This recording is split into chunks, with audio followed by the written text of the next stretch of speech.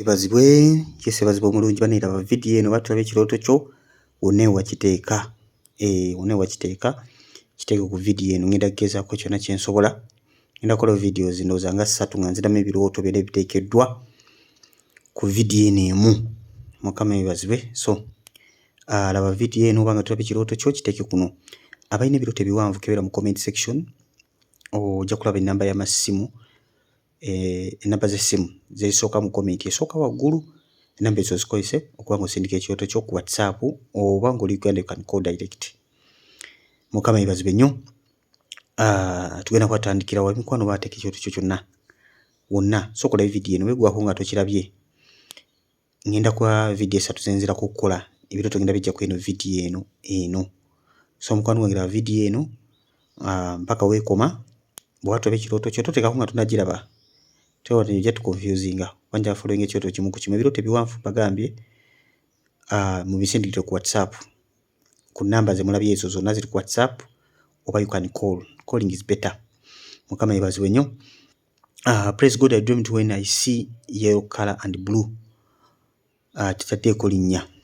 Mukama tutumize bitezi katwagala okwebaza olw'ebirooto bino tugenda okuba nga tuddamu.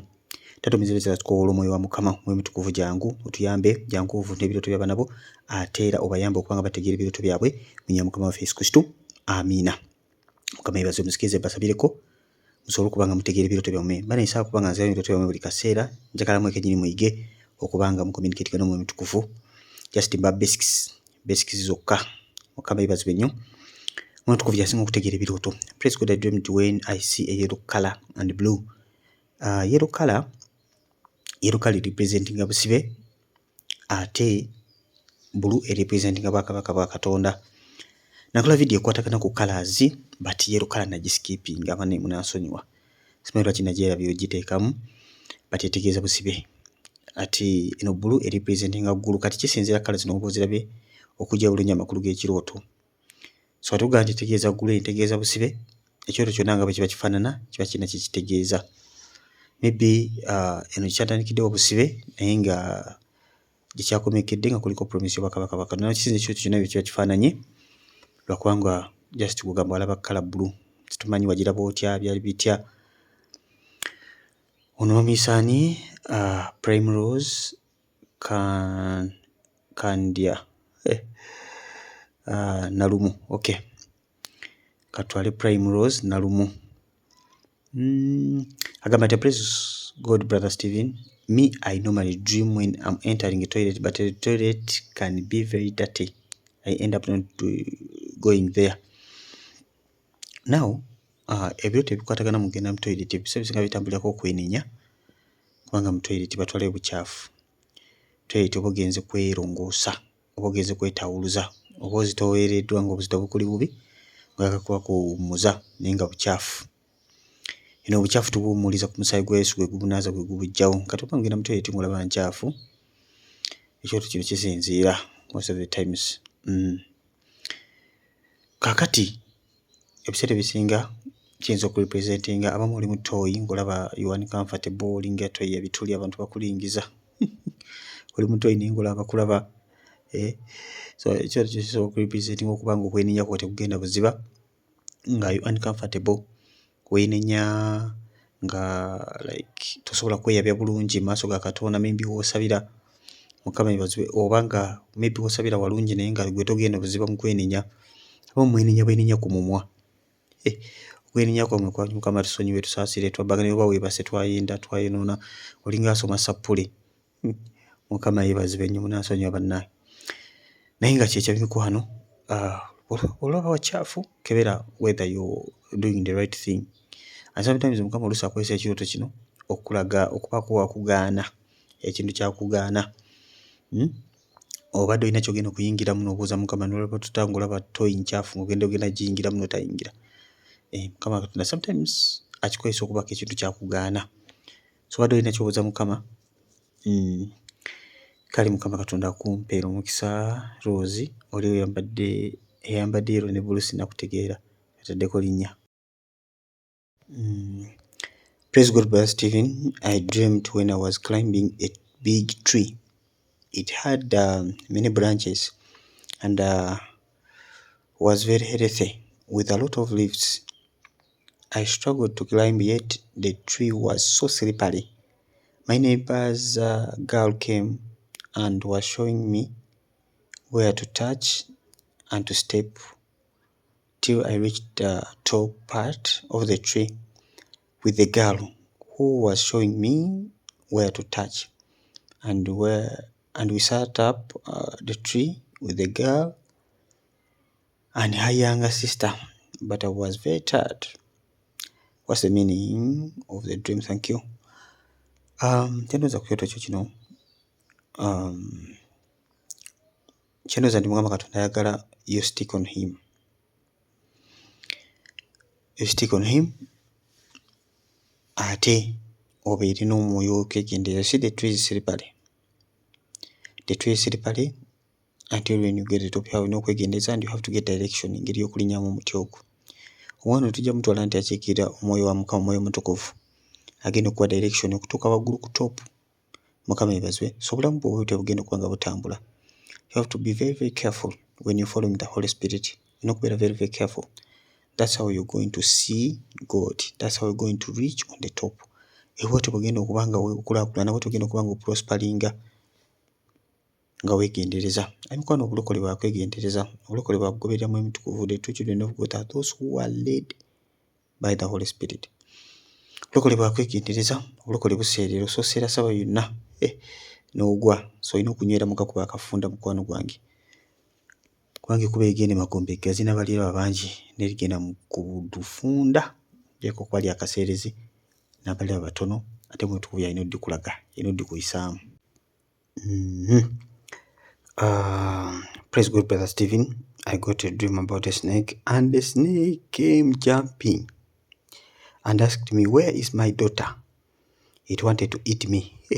But after I replied it that the daughter is somewhere, yet the daughter is mine, brother. What does it mean? Ono mukwano gwaffe yaloota omusota nga gwagala kumubuukira. Jumping, omusota nga gubuuka nga gumubuuza muwala wange aluwa, nga gwagala kumulya. N'agugamba nti alina waali, naye nga muwala waabwe gwali gutegeeza agamba gwali gutegeeza muganda we ate omulenzi. Mukama yeebazibwe nnyo. Kakati mukwano gwange ebiseera ebisinga omusota ngwagala kuluma kitambulirako ebiseera ebisinga eddogo, ng'omusota gwagala kuluma gukoboze mu kirooto.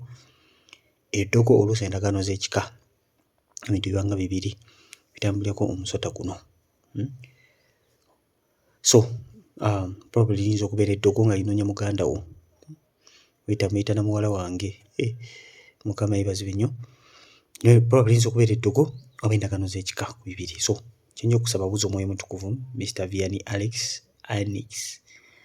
Inix, buuza Mukama kiki exactly, kiki ekinoonya muganda wo, ndagaano za kika oba ddogo? Omutukuvu ajja kwongera kuba ekirooto ekirala, omugambe ki ekyakolebwa, ajja kwongera okubikkulira ku nsonga eno. Ne mukwano gwange situkiramu bannange. Enkwano nyongera okubajjukiza abanga oli mupya ku channel eno tuba twogera ku birooto n'okwikirizibwa okulala, tetwogera ku birooto byokka kw'enjawulo. So eno channel olikola ena gye weetaaga, kyenjagala okugamba mu mulembe guno gwe tulimu. So oli mpya wano mukwano gwe subscribinga oba tusubscribinga nga ng'oli mukadde, subscribinga omala subscribinga fe okulaba ng'okoona akadde. Bw'okoona akadde buli wenatekangayo video yonna ya buli kika ojja bufuna ka notification awo kyozinga okugiraba oba nedda. Mukama yeebazibwe. Naye nga subscribing okone kwa notification. So Mr. Vianney, muganda omutege maaso ga Katonda ate buuza omwoyo mutukuvu ngera okubikola ku nsonga eno. Ono mbisani brother, nze ntera okuloota nga nsaanika entamu naye sizimaliriza kuzisaanika. Okay, nga sinakwengera Mr. Vianney, kyolina okutegeera nti muganda we ali mu ndagaano, bamuyingiza mu ndagaano. Naye nga buuza Mukama Mr. Vianney, ndagaano za ddogo oba za kika? Guno omusota ogwo gusambwa gujja gumukira eminga nti muwala waagwo, kumuyita na muwala waagwo bannange. Omukwano wakuloota nga wasaanika entamu naye nga tomaliriza. Guno guba mwoyo gwa butamaliriza, kutandika bintu nga tobimaliriza. Naye engeri guliko okusaanika entamu, simanyi oba oli mufumbo oba toli, naye ojja checkinga mu bulamu bwo olabe nga toliiko mwoyo manyi waliwo abantu ababeera mu bulamu bwabwe nga abantu bajja, omuntu ajja nga ali serious ku nsonga z'obufumbo, naye n'osanga nga ate agenda azikira mpola mpola. Nga tewali kikutuka, tewali kigguka. Mukama yeebazibwe. So okwetanga osaanika entamu naye nga tomaliriza, kutambulako omwoyo gwa butamaliriza, era nga bw'okiraba omwoyo gwa butamaliriza kutandika bintu nga tabimaliriza. Kati kebeera ne mu area eyo gye nkugambye mukwano gwange olabe nga tewaliwo obusibe bwonna. Ono ye Ethiopia. Ethiopia egambye etya bannange, Mr. or Mrs. Ethiopia? Congratulations upon your wedding. Thank you so much. I dreamt where we were somewhere and there are some people started fighting and shooting. People started hiding in the houses and bush. But for me instead, I flew in the air and people started saying they are going to shoot you. But I flew to the side in front of them. Mukama yeebazibwe. Ono yalose nga alaba abantu balwana ne batandika okweyikya amasasi. Kakati abantu ne badduka, amayumba yenadduka, abalala ne bayingira ebisiko. Kakati yenadduka, ebirooto binyuma. Yenadduka n'atandika okubuuka mu bbanga. Yabuse mu bbanga ne bamugamba gwe bakunoonya bagenda kwokya essasi. N'agenda mu maaso gaabwe, n'abuuka n'agenda mu maaso gaabwe. I flew to the side in front of them. Okay. Ebiseera bisinga ebirooto by'okukuba amasasi bane, bw'olaba omuntu akunoonya okukuba amasasi manya nti eryo ebiseera bisinga libeera ddugu. Mukama yeebazibwe. Ng'onoolaba omuntu akunoonya okubanga akukuba essasi libeera ddugu mukwano gwange. So olaba oluuka mu bbanga and most of the times ebirooto by'okubuuka mu bbanga bitambulako omwoyo gw'okufa. So mukwano gwange mennyamenya eddogo lino, oggala amagombe gonna agasamye, ogaggale omwa bwago. Mukama yeebazibwe nnyo. Ekyoto kino kiridde eddira ennyonze mabegako eyo, nakirootako naye endwadde yammalako emyezi 4. Ate nga n'omusajja teyankuba ssasi, yali anoonya bunoonya, yali mubbi ng'alina emmundu, omusajja mukadde yajjira na ku ppiki, n'atunoonya n'atubula naye nalwala. So kati mukwano gwange ekyoto kino mbeere very careful nakyo.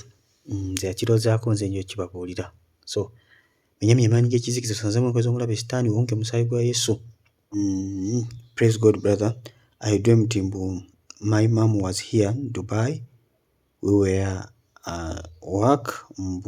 She was looking for someone to send to buy for her something, and me, I was hiding from her. I didn't want her to know I work, but I had my friends. When I told them to go and help her, they refused. Until you come out, I went to buy for her what she wanted. Come, was very Flavia, Bridget, Dubai. Kakati ebiseera ebisinga okwekweka maama wo, now okwekeka maama wo ebiseera ebisinga maama waffe ebiseera ebisinga kikira sometimes omwoyo wa Mukama yeebazibwe nnyo, akiikirira Mukama akwesanya oluusi bazadde baffe, oluusi bapasita, oluusi abakulembeze nga pulezidenti okumukiikirira. Mukama yeebazibwe nnyo. Kakati kebeera wa mukwano gwange oliiso omuntu alaga abantu nti oli mulokole, oba oli muntu eyalokoka naye nga weebuzaabuza weekwekakweka. Mukama yeebazibwe. Wandibanga oluusi obulokole bwe obukwekakweka, olaba wano ohidinga eri maama wo, weekwekakweka, alina kyagala omugulire naye toyagala mugulira. Ki omuntu gwe kyandyagadde okuba nga ayagala abantu bamutegeere, naye gwe weekwekakweka, ayagala abantu bamumanye, ayagala abantu balokoke. Kati guyinza okuba nga weekwekakweka, obulokole bwe obukola ki, toyagala abantu balala babutegeere. So weekebere nga Yesu takuswaza wannange. Hello brother Steven, nalose nga ndi ne mukwano gwange ne tulengera emiyembe nga gyengedde ne tugenda okunoga. Ye n'anoga emiyembe 3, nze nakwata bisubi nampaako gumu ne tulya. Thank you. Okay, mugenzi okunoga emiyembe gwe wakwata bisubi ataddeko n'amazzi ga wano. Manya ebyamusobedde. Ebiseera ebisinga simanyi mwoyo guno baguyita. Omuntu agenda n'aviiramu awo. Baguyita batya omwoyo ogwo? Mwoyo gwa disappointment. Yeah, spirit of disappointment. Ojja kulaba nga mukwano gwange disappointingibwa nnyo mu bulamu bwo. Disappointment y'amaanyi. Kati olaba nga ogenza okunoga emiyembe oviiriddemu awo okwata bisubi. Abalala bonna bafuna naye gwe okola ki? Okwata bisubi. Kati mukwano gwo ye afuna, abantu abakwatudde bonna bagenda mu maaso. Wabula gwe ate okwata biki? Okwata bisubi. Omala okukwata ebisubi n'olowooza mukisa. Nedda mukwano gwange. So it's a spirit of disappointment, sister. Gulwanyise. Praise God, brother Steven. Amuhajara. Okulota nga waliwo akugoba. N'odduka n'otuuka awantu n'oyimirira n'omuggyako emmundu naawe n'okyuka nange okumukuba omusajja wange. Mukama yeebazibwe nnyo. N'omuggyako emmundu n'okyuka nange okumukuba n'omusajja wange. Mean what? Okay, mean what? Kyendowooza nti ekirooto kino eno obadde olina ebikugoba naye n'okyuka n'oyimirira n'olwana olutalo n'omuggyako emmundu. Kirooto kya buwanguzi mukwano gwange eri ebyo ebadde bikugoba. Kirooto kya buwanguzi eri ebadde bikugoba. Obanga obadde oli mu kunoonya Mukama n'oloota nga babadde bakugoba ku mulundi guno n'okyuka n'obaggyako emmundu naye n'obakuba bubi nnyo, ekiba kirooto kiraga nti mukwano gwange owangula ebadde bagoba. The fact that obadde n'omusajja wo oba bwe nkirabye kiraga nti bino biyinza okuba badde bagoba mu relationship yammwe oba oli awo. Mukama yeebazibwe nnyo n'ekyenzikiriza Katonda nti wawangudde era netwala okukkiriza okwo nti wakoze ki? Wawangudde. Ogeremu n'essaala mu linnya lya Yesu. Brother Yesu yeebazibwe. Nze Nakaiza Dorothy, Saudi Arabia. Ndowooza nina wengenda okuyita nga wali emiti wansi nga mazzi. Wabaddewo ki? Emiti wansi nga mazzi. Awo wabaddewo alina engeri eggaali nga eggaali ngimuggyeeko nsobole okuyitawo, naye ennemye okutereeza, naye n'enfuba n'empitawo nga siguddeeyo ku mazzi. Kakati bw'obanga olina w'oyita mu mazzi, ogambye obadde olina w'oyita nga waliwo emiti wansi nga waliyo amazzi. Emiti gino ebiseera ebisinga gitera okukiikirira abantu nga wansi waliwo amazzi, nga wabadde walinga waliwo agidde ku ggaali n'ogimuggyako osobole okuyitawo nga togudde mu mazzi. Kinooza nti wayinza okuba nga embeera gy'ogenda okuyitamu naye nga togenda kugisomoka wekka, nga weetaaga obuyambi okusobola okusomoka. Embeera eyinza okuba nga egenda okujja naye nga weetaaga obuyambi, weetaaga omuntu, weetaaga omuweereza, weetaaga omuntu agenda okuyimirira naawe okusobola okuba nga okola ki? Ng'oyitawo mu linnya erya Yesu. Simanyi oba kuyita mu okusabira direct oba ku kigambo nga ky'ogenda kuwulira, oba nga agenda kuyamba direct nti bubuno obuyambi, naye ng'ogenda kuyitawo mu linnya erya Yesu. Teweeralika kintu kyonna. Ssente za Mark. Mukama akuwa omukisa ogw'amaanyi. Ssente za Mark. Kale Mr. Senteza. Kozi ku gundi kuliko senteza naye ate ogambye gwe Dorothy. Sorry. Praise God banachosen, ndoota nnyo nga nyimiridde mu mazzi nga gatukula nnyo nga gantambula mpola, like you see a stream, and sometimes nga ndi mu nnyumba era nga taapu tezisiba amazzi nga gatambula. What does it mean? Wini, kusaasira. Now ebirooto ebisinga ebya associated n'amazzi bitambulirako bizibu, but kino this one is about the Holy Spirit. Mukama waffe mulungi yeebazibwe nnyo. Nakuloota ngulaba omugga nga guli steady. Omugga nga guli ki? Nga guli steady, stream ng'eri steady, ng'awulira emirembe. Now kyawule kuloota ng'owugga ngulaba ositwagolinga obula omugga gutwala, oba ngulaba oli mu mazzi, otawano gugodde eno ddeeri, ebyawukana. Naye ng'oli mu mugga kati ng'ono omugga guli steady bulungi, ebiseera ebisinga amazzi nga gano agateese, gatukula, gajjukira omwoyo wa Mukama. Kyekimu n'okuloota taapu zino eno tosobola kusiba. Bayibuli egamba nti out of our bellies shall flow rivers of living water. Rivers of what? Living water. So rivers, emigga egy'amazzi ag'obulamu. Mukama waffe omulungi yeebazibwe nnyo. That out of our bellies, abajjuzibwa omwoyo wa Mukama, shall flow rivers of living water. So kakati mukwano we kino kirooto kyakujjuzibwa omwoyo wa Mukama. Omwoyo wa Mukama wajjula munda mu ggwe, oba it's inevitable kubanga aflowinga nga wala tapu zino aflowinga. Mukama yeebazibwe nnyo. Kale bambi ogambye gwani? Wini, kusaasira. Kale Mukama akw'omukisa sister Wini. K'omulembe ani? Sperata. Nenya ekyo zeni bulala. Speranta. Wow. Alinga muzanyi wa film. Praise God, Brother Stephen. One day I dreamed wearing Kabaka's wife cloth. Mazima. N'abakyala Sylvia Najinda. Weewaawo. And my sister and mom were honoring me. But what confuses me, those clothes were from Mbugo. Mazima. Naye mu kirooto kyali kiraga nti kyambalo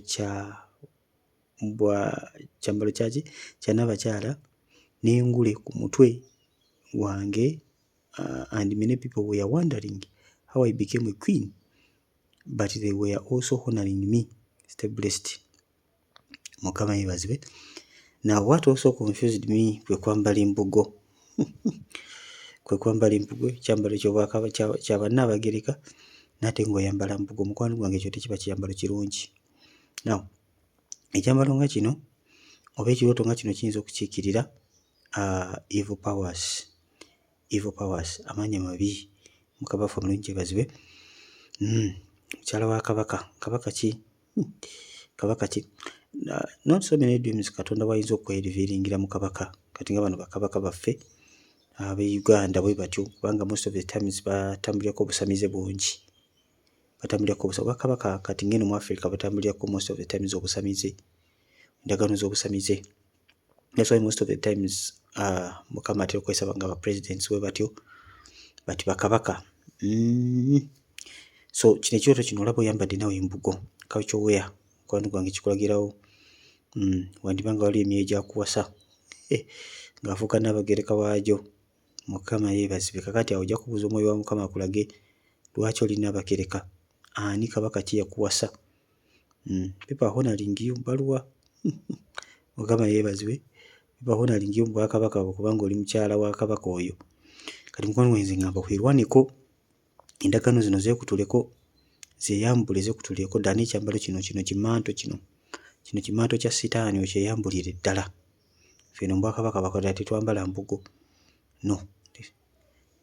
Mukama yeebazibwe nnyo. Kyeyambule ddala kino kimanto, yambale ebyambalo by'abaana ba Katonda, ebyambalo by'Obwakabona, Obwakabaka bwa Katonda mukwano gwange. Otherwise emyoyo gino ejja gyonna obuzaana n'omusajja kaje gikuliko. Omanyi mulimu abamu nga muli bambejja. Nawe okyewaaniramu. ndi mumbejja wa Buganda, ndi mumbejja w'eno, ndi mumbejja w'eri. Mukama yeebazibwe. N'emyoyo nagyo nga gikiriminga mumbejja waffe. Kyangu emikolo gigi eno.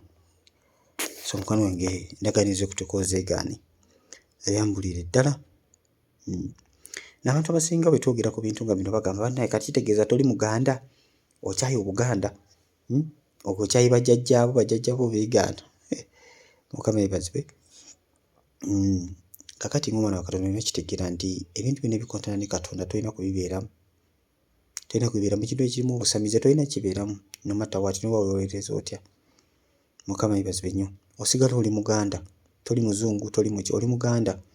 Ekikufuula Omuganda si bwe busamize, ekikufuula Omuganda si kusamira. No, that is a practice that you can adopt or you don't adopt it. Si buli Muganda nti alina okusamira. Mukama yeebazibwe nnyo. Kikyabona osigala ng'oli Muganda naye nga toli muki, toli musamize.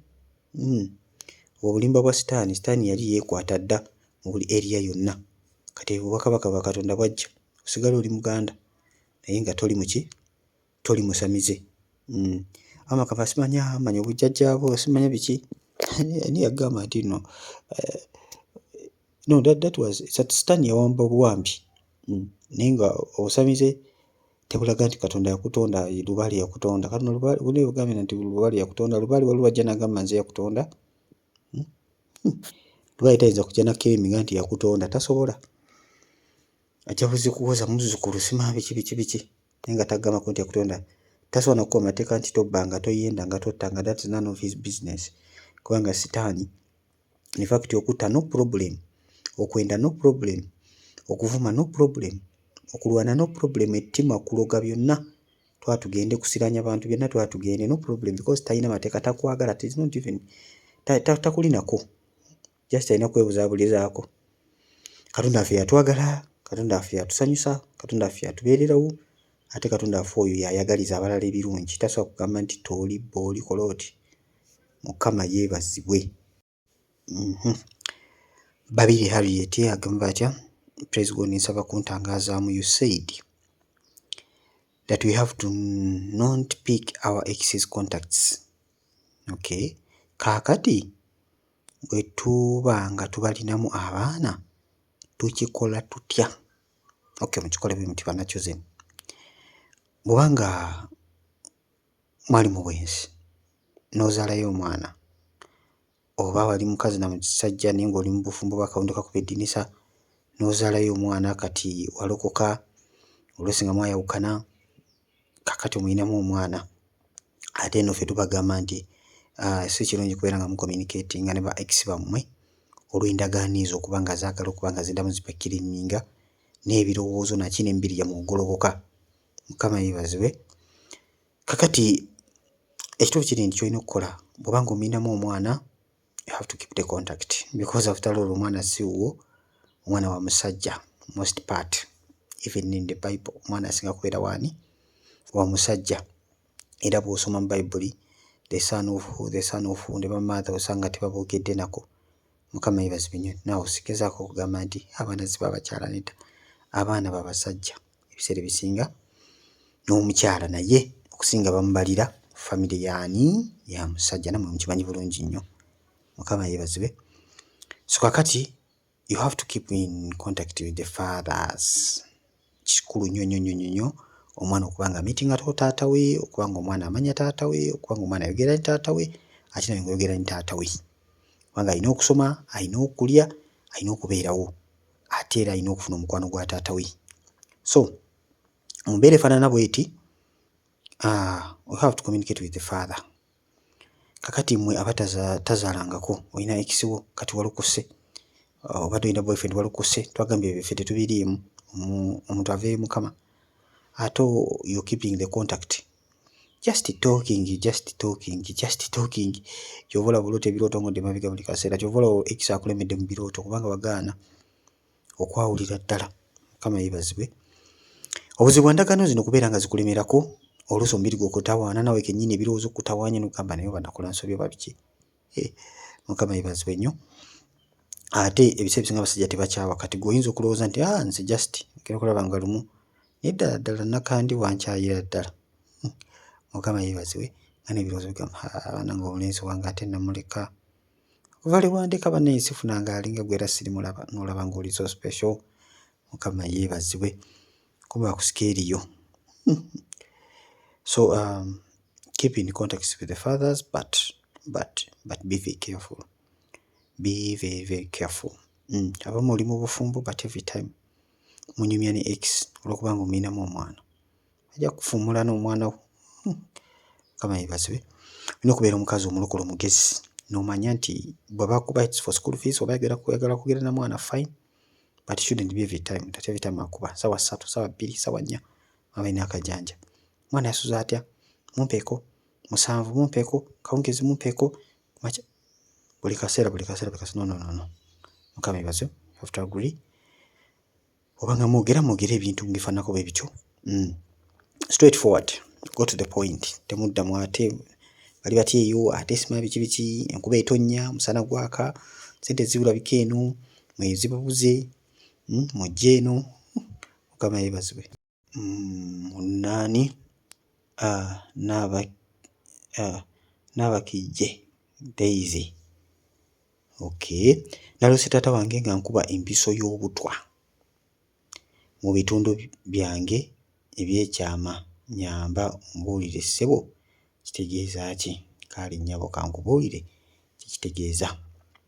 Now okwatanga taata kuba empiso ey'obutwa bitundu ebyekyama in this case kiyinza okurepresentinga endagaano ezikuliko probably ziyinza okuba nga zirondooza n'omusaayi oba ekintu ekyakukolebwako mu buto kangize singa bakuba nga bakutwala mu ssabo oba balina ebintu bye bakunaaza oba waliwo emikolo gye bakukolako abamu ebintu bye bakwata simanyi obulira ne bakukola ki waliwo ze bakola abamu oli mulongo bakumala bakwemula bakola buli kintu kyonna. So ebintu ebifaananako bwe biti byonna Mukama ayinza okuba nga akulaga kiki ekikusibye n'akulaga ekintu ekifaananako bwe kityo. Mukama waffe yeebazibwe. Ekiraga kiki ekiyinza okuba nga kikusibye. Problem eyinza okuba nga teri taatawo weewo kisoboka naye problem eyinza okuba nga eva ku myoyo n'endagaano zonna ezaayinvookingibwa. Mukama yeebazibwe nnyo. Kati mu mbeera efaanana bw'ekyanyuma ekiyinza obuzeemu omutukuvu lwaki taata wange nkuba empiso ki ekyakolebwa akulage ekyakolebwako omukolo ogwakolebwako olwosooke weegayirire olwane nga kyolwanyisa okitegedde bulungi. This is a very serious dream sister. Very serious dream. Praise God. Bro naloose nga tuli ku church praising the Lord and pastor came and asked me that when are you marrying? I told him it's not yet. It's not yet. I after the service eating too much nsenene. Okay, those after service nali nsenene nga nyingi and also giving the brethren others were flying but many we ate and everyone was satisfied. What does it mean now? Ensenene zi representing mukisa na kyogera kati bakubuuziza when are you marrying? When are you marrying? N'omugamba not yet. Kadde tekannaba kutuuka. Bano ogenda okulaba ng'oli mu kulya ensenene n'abooluganda ng'ezimu bwe zibuuka bwe zigenda. Naye so okubanga zibuuka ensenene zirepresenting mukisa but okubanga zibuuka zitera okuba ng'omwoyo gwa kufiirizibwa gwa kuluuzinga mikisa oluusi kuyita mu ngalo ensenene zibuuka zikugendako zigenda. Number 2 okuzirya nakwo kutambulirako kuluuzinga mikisa. Okuzikwata zikuŋŋaanyiza n'entoomu that's fine but most of the times okuzirya kubanga olya mu kirooto oli ensenene kitambulirako omwoyo gw'okuluuzinga nagwo kuluuzinga emikisa mwe gwa kufiirizibwa bwe gutyo. Kale now this last part nga n'emikwano gye bali mu kulya. Now sometimes omuntu asobola okubeerako omwoyo gw'okufiirizibwa naye nga guyinza okuba gwa-affectinga n'abantu abalala. Mukama yeebazibwe. Guyinza okuba gwa-affectinga n'abantu abalala.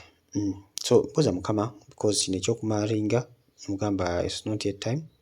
Buuza Mukama obadde olina ky'obuuza Mukama I don't know but buuza Mukama ku nsonga eyo olabe whether it is related to kino ekyokulya ensenene nga it is the issue oba nga Mukama Katonda alina ekya kyebadde ayogerako oba nga Mukama yabadde akakasa nti sikekaddeko oba nga oliko omwoyo guno ogukulemesa nga bikuyita buyisaawo.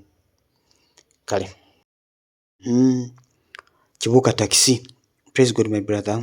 We are always on by the grace of God. Yeah, that's true. Bani ffenna tuli ku kisa kya Katonda. Teweeraba ng'eyatuukirira oyinza okuba oluta birooto bya buwanguzi n'ogamba nze nakimala nedda mukwano gwange ffenna tuliwo lwa kisa kya Katonda. Kibuuka taxi is a very consistent viewer on Chosen Generation. Ndaba nnyo comment ze. Agambye ate Kibuuka taxi. Yesterday I had a dream after asking God where my destiny is. Here where I am over back home. Then I dreamt when I'm putting on prison warden uniform, color suit, with even a cape somewhere, trying to fix something like a mechanic. Then after I started fearing in my heart, saying to myself that why am I putting a suit with same color as prison wardens? Mukama yeebazibwe. Kati muganda waffe Kibuuka taxi yalose nga yambadde uniform y'abasibe nga alina byali mu kufikisinga nga nagamba mu mutima gwe natandika okutya bannaye nga ate nyambadde uniform y'emu n'ey'abasibe. Of course oli musibe museeyo omwoyo. There's no question. That is the reason why yambadde uniform y'abasibe. Kati makisi gayinza okuba muganda wange Kibuuka yabadde ageza okubuuza Mukama ddala omukisa gwange guli wano wendi oba guli waffe eri mu kyalo. Mukama Katonda namulaga nti aliko obusibe.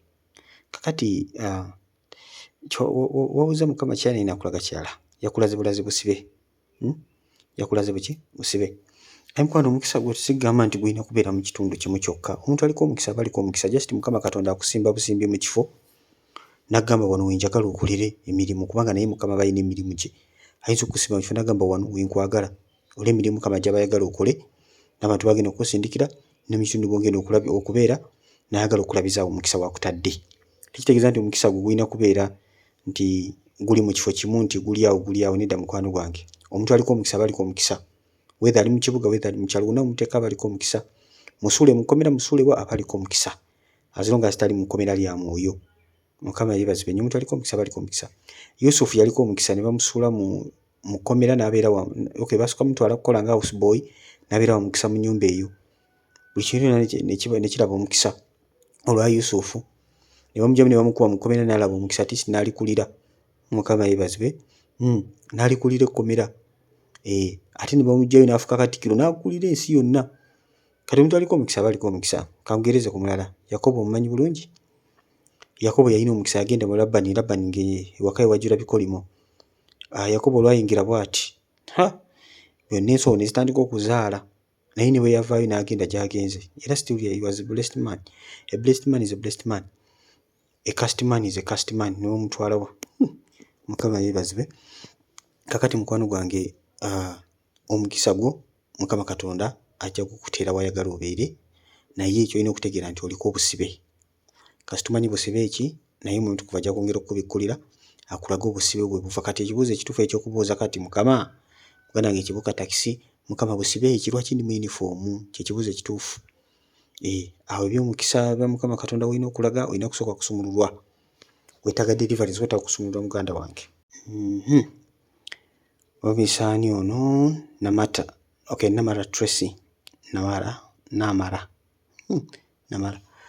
Omita Namara Tracy agamba ati praise God brother Stephen naloose nga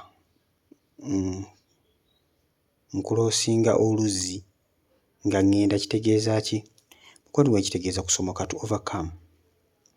To overcome gulaba osaza oluzzi n'olusalamu bulungi you manage to cross no other side it is to overcome. I don't know what you're overcoming, but you're overcoming in the name of Jesus. Kyonna ky'oli mu kusabira manya nti you're overcoming. You're overcoming. Mwena Chosen Mukama Katonda abawanguze. You're overcoming in the name of Jesus. Mu overcoming ku lwa Yesu si ku lwammwe naye ku lwa Yesu. You overcome everything. Brother Stephen Mukama yeebazibwe okuloota nga oyogera ennimi kitegeeza ki? olooto wegeri amulota muyomba zokko oyomba mu kirooto ate mu kirooto bw'oba oyomba ogenda ozzuka nga olaba gwabadde ku sayidi entuufu. Kakati ekisinga okusesa ozzuka nga olaba gwabadde ku sayidi entuufu n'osooka oyombamu awo mu sense ezizo ng'otegeera nga azifu ekirooto kibadde riyo. Mukama yeebazibwe. Obadde mu kirooto oli mu kuyomba kati ate n'ozzuka kifo ekyokulowooza nti obadde mu kirooto naye n'oyongera n'oyomba buyombi ng'olabira ddala mu butuufu okyayongera ddala okujustifyinga ensonga yo mu kirooto. Kakati n'alota ayogera mu nnimi. Ennimi za kusaba. Mukama yeebazibwe nnyo. Ennimi za kusaba mu maanyi ag'Omwoyo Omutukuvu. So olota oyogera mu nnimi oba nga ennimi ozimanyi probably kaba kabonero akalungi akukuba ng'oyingira mu kunoonya Mukama mu kusaba ate ng'osabira mu nnimi. Mukwano gwange obanga tozimanyi ennimi wegayire Katonda. Mikwano ebirala by'Omwoyo Omutukuvu kati ng'ekyokukkira ennimi ekyo kisa Mukama n'akikuwa. Bangi nnyo nnyo bakyeyanidde era Mukama n'akibawa. Mukama yeebazibwe. Ebirala by'Omwoyo Omutukuvu bino byagaba ekyokugera mu nnimi kyo bw'okyanira Omwoyo Omutukuvu akikuwa. Though Bayibuli egamba si bonna nti boogera mu nnimi, maybe bo si bonna nti bayaayana naye kirabo ekyokugera mu nnimi ekyo bw'okyanira Omwoyo Omutukuvu akikuwa. Bayibuli ate egamba nti omuntu asabira mu nnimi aba communicating n'Omwoyo wa Katonda direct. Kugamba it is your spirit not you. Si guno omwago. Your spirit, omwoyo yaba ayokwogera n'omwoyo wa Mukama. They are talking to each other. Your spirit. That's why osobola okubeera ng'osabira mu nnimi naye ng'obwongo bulowooza birala. Ng'ennimi zo zigenda maaso oli fluent naye ng'obwongo butambula. Lwa nsonga nti omwoyo we yaba akola ki? Yaba asaba. Naye Apostle Paul yagamba nze naasabira mu nnimi naasabira ne mu ki? Ne mu ndowooza. Kyategeeza nti ebirowoozo byange biranalinga n'omwoyo gwange ne nkonekitinga n'omwoyo wa Mukama ne nsabira mu mwoyo. Mukama yeebazibwe nnyo. Praise God, Brother Stephen. I always dream nga ntambulira mu bwengula wangi. Wamisaani ono Mbabazi Stewart. Wow. Both are good chosen names. Utambulira mu bwengula. When the witch woman is down trying to beat me. Nga akozesa omuggo but it could not reach me while I am comfortably laughing at her. Okay. And again I repeated the dream when I am with my auntie. I left at the village. Last day I dreamed when I'm back at school. Back to school, followed by dreaming when the bad spirit are strangling me during the night. This one of rare dreams like once a year. Okay. Kale ebirooto bingi nnyo byatuwadde sister waffe but bisengise bulungi. They are very many but very easy to understand and brief. I always dream nga ntambulira mu bwengula nga waliwo naw kati kyolina okutegeera ku kino ekyokutambulira mu bwengula nga waliwo omulogo ageza kukuteeka wansi naye nga tasobola ng'akozesa omuggo gwe noza gwakusongamu ng'akusika akuteeke wansi. Naye omuggo mu birooto mikwano omuggo gukiikirira obuyinza. Mukama yeebazibwe. Ng'akozesa obuyinza bw'okuba nga akuteeka wansi kyamuze naye nga tasobola nga nawe omusekerera. Ebirooto bino ebyokubuuka mu bbanga probably bitambulirako era amaanyi g'ekizikiza okuba nga kugoba mu mbeera eno. Mukama Katonda kyageza okukulaga kyendowooza nti Mukama Katonda akulaga nti yes olina abalabe olina abakuloga mukazi omulogo naye Mukama kyagala okukulaga nti nno amala biseera. Bayibuli nga bweyogera mu kitabo kya Isaaya 5:17 teri kyakulwanyisibwa kiweeseddwa gye kigenda kulaba mu kisa. Era bw'oyongera n'osoma ekulaga nti buli olulimi olugoloka ku lwo Mukama alisingisa omusango. Abalogo boogera ennimi nga baloga nga basindika siperozi zaabwe balina ebigambo by'ebatali nga n'ebyo bino bw'oba olwana olutalo ebigambo bya bifuula obutaliimu bijungule bibalemu amaanyi kubanga olulimi luno lulina amaanyi. Bayibuli nga begamba nti okufa n'obulamu biri ku lulimi lwo. Proverbs ngero 18:21. Mukama yeebazibwe. So nabo bakozesa olulimi okuba nga baloga. So buli kigambo kyonna kye bakwogera mukwano gwange kozesa ekyawandiikibwa ekyo kya Isaaya 5:17 teri lulimi lwonna buli lulimi olugoloka ku lwo lusingisibwa omusango. So Mukama akulaga ono tajja kukusobola. Katonda w'amaanyi era alina wamu naawe. So yimirira ne mu position yo naawe omulogo ono n'ebintu byonna muzikiriza ebintu byonna byasindika ate omusabire Mukama Katonda amulokole. Again I repeated the dream when I am with my auntie. I left in the village. Mukwano gwange ekyo kiba kirooto kyakudda mabega. Kudda mabega biremye gikusika nga gikuzzaayo mabega. Setbacks, spirit of setbacks. I dream when I'm back to school same thing, spirit of setback. Otozeyo ku ssomero bino birooto byakudda mabega. Followed by dreaming when bad spirits are strangling me during the night. So okulota nga ebintu bikutuga mukwano gwange kasa okubeera amalogo agakusindikibwa, but the fact that okyali mulamu tegakusobola. What you need to do kwe kubanga oyimirira olwanota ogambye ekirooto kino kirira ekyokukutuga. When they come and they fail, they have to wait again. They come. Waliwo ebirooto ebimu by the way nga waliwo attack ezimu nga zijja like once a month. Waliwo omuntu nga omwezi buli oguboneka atabuka. Mukama yebazibwe. Oba omwezi oguboneka obanga gugwa nga ye season ze atabuka. Wabeerawo omuntu nga waliwo omwezi ogumufuukira omwezi. Mukama yebazibwe. That's why ekirooto kino olaba kirira kitambulirako patterns and cycles. So abaana ba Katonda bamulwa n'olutalo, you have to break all the patterns and cycles of repeat. Let me repeat myself, okay? When you're fighting, now ngenda kukola video ndowooza. Let me work on it. Kole video yokulwa n'olutalo. But when you're fighting, break all the patterns and cycles of repeat. Kubanga balogozi bakozesa patterns and cycles of repeat. Beera ngozi breaking a chain, you're breaking generational curses. Ebirondo bizaalo n'omusaido za generational curses. Break them. Mukama yebazibwe nnyo. Breaking a cycles z'abalogo, breaking a patterns zabwe, breaking a spells zabwe. Saddaaka zabwe zonna ziweko omusaayi gwa Yesu, zonna ozijjungula ozimalimu. Mannaffe tulina saddaaka gye tulwanirako, si balogo bokka. Tulina saddaaka y'omusaayi gwa Yesu, ate eyo esinga okuba saddaaka yonna ya muntu.